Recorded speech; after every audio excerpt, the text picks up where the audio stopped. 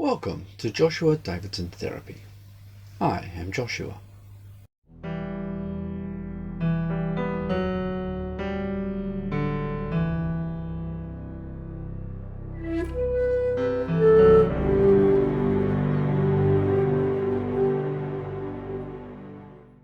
In our last video, we covered how we can have an emotional experience of a situation, like fear, and how at low levels that is useful, informative, and often exhilarating. That is, we enjoy it. At high levels, the fear can push us to consider only three possibilities: freeze, flight, and fight, generally in that order. In an emergency, those choices could save our life, and that is a good thing.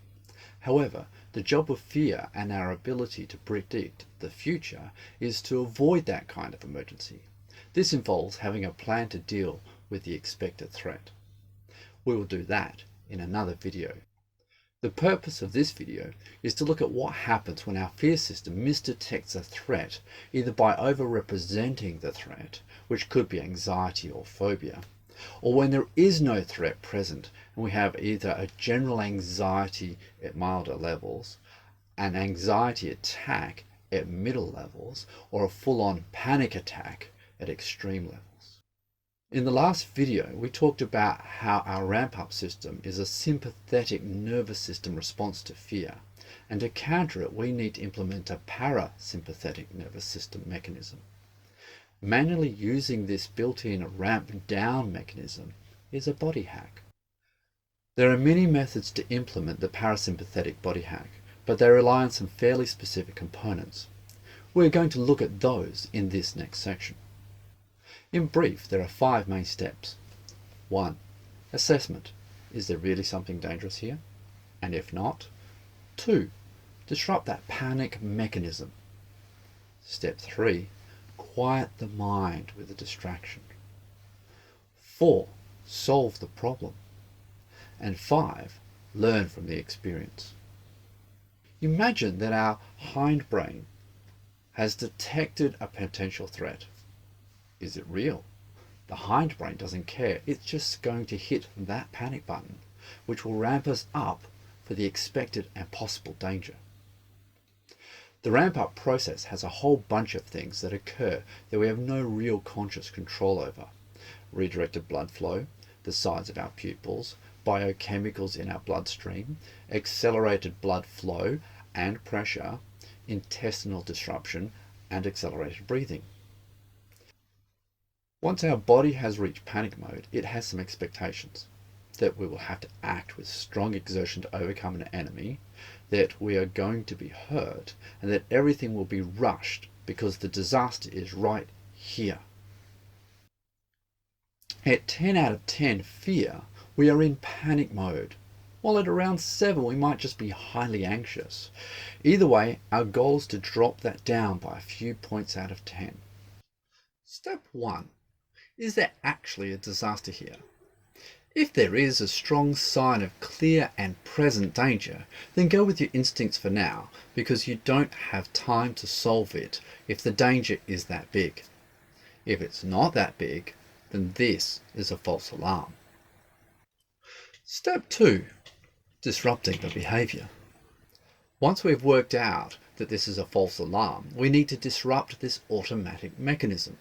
While we don't have much control over that big list, we do have some control over our breath, so we will start there. Humans at rest normally breathe an in and out cycle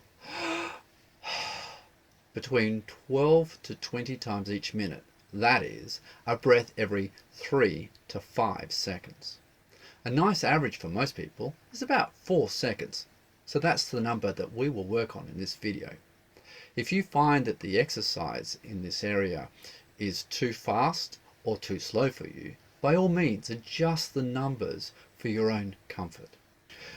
2 main components of disruptive breathing is that we breathe slowly instead of fast, and that when we can, we breathe deeply into our stomachs. We are going to do 3 breath control exercises. The first one is the 4 breath cycle. Breathe in slowly for a count of 4, hold that for 4 seconds, Then breathe out slowly for 4 seconds.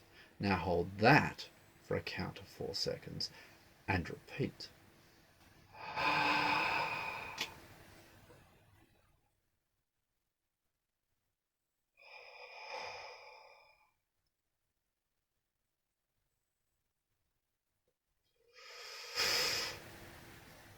It does not have to be noisy. I have created the noise so that you can hear what I'm doing. Sipping a cold drink. Get a glass or a bottle of cool, non-alcoholic drink. The point of this is that you can't swallow liquid and breathe at the same time. Now, slowly sip the liquid until you have a nice mouthful. Then slowly swallow a bit, and then swallow a bit more, and then swallow a bit more.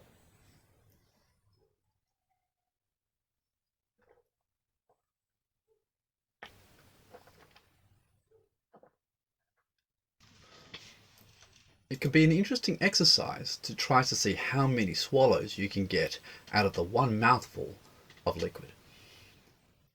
The hot drink exercise. Get a cup of hot drink. Take a deep breath and blow across the top to cool it.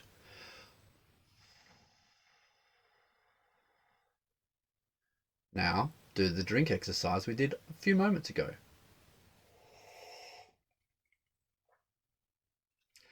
Breath control works because it disrupts our sympathetic nervous system response by doing something different, and that something is not a thing we would do if we were under attack. It is a clear signal to our hind brain that it was wrong.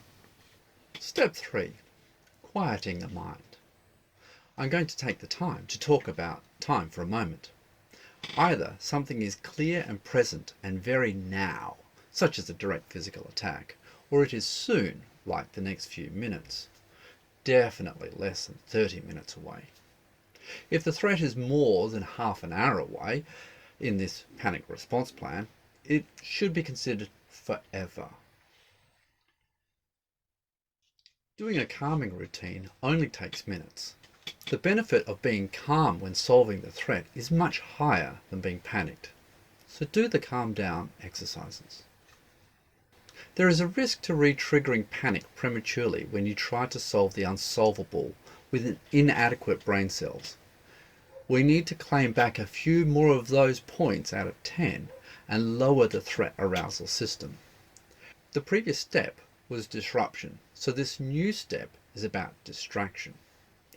You probably know some of these from social media. Unfortunately, they don't explain when to use them, which is often after you've taken the edge off the panic with a breathing exercise. So here are a few. Colours. In your mind, remember the sequence of the rainbow. Roy, G, Biv. Now, R is for red. Look for something that is red.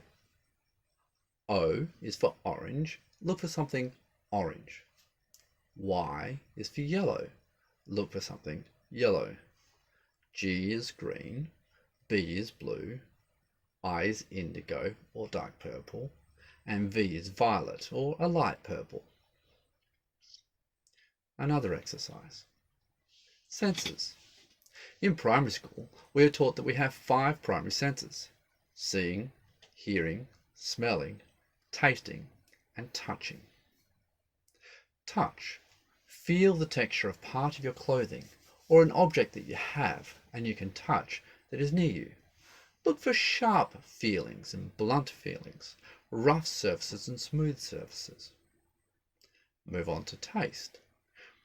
What is that taste you have in your mouth right now? Is it sour or bitter, sweet or salty, or umami, a greasy taste? Smell. Can you smell something? What is it? Can you identify that smell? Hearing. What is the loudest sound that you can hear? What about the softest sound? The highest pitch sound and the lowest pitch sound? Sight. Do the color exercise we did earlier, or Look for something that is the furthest away from you that you can see, and now look for something close. Think of two movies that you quite like. What are two characters from each movie that you really enjoyed? Now, what would happen if they met each other? What are you going to eat for your next meal?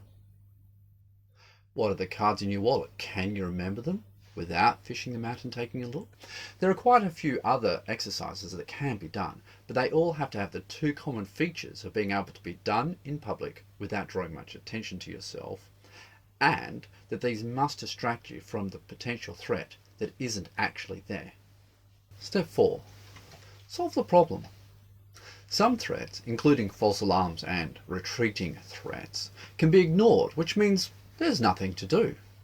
Some need to be monitored calmly to see if the threat increases or decreases, or just stays irritating. Some need active attention and a management plan. We'll cover management plans in another video. The question to ask yourself is this: which type of threat is this? The ignore it and leave it alone, the monitor in case it gets worse, or the one where you have to actively act against it? And therefore, which action plan do you pick? Step 5. Learn from the experience. Part of the common anxiety cycle is not learning from our survival and therefore facing our fears. We got to the end, we survived. Now what did we learn?